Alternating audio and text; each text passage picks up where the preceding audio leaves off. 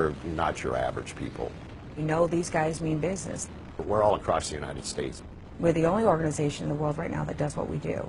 We're a nonprofit organization that works with children who have been the victims of physical, sexual, or mental abuse. We want to empower these children not to feel afraid of the world in which they live. Once children are empowered, they can start to heal. We work with the child to remove their fear. When their fear is gone, that's when we know our job is done. When we say we'll do anything to protect the children, whatever that means, we mean it. We've got one guy who's 6'10" in our organization. We call him Tree. Yeah, I stand out quite a bit. To the kids, he is an absolute protector. They feel pretty safe when I'm around. The first introduction for a child to our chapter, we'll take and force the entire chapter. We'll have 25 motorcycles rolling down the road. The neighborhood wakes up real quick.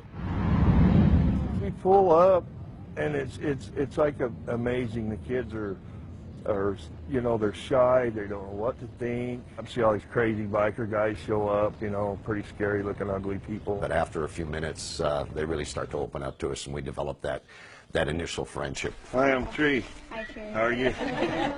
We give them a road name. They've got a patch on the back of the vest. You're part of our family now, and that means we'll always be here for you. Okay, whenever you need us, if you're afraid, you call us.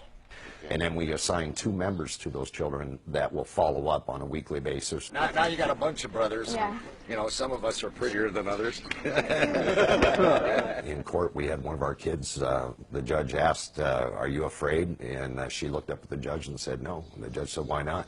She goes, because my friends are scarier than he is. A BACA child is 4 times more likely to testify in court than a child who's not part of our organization.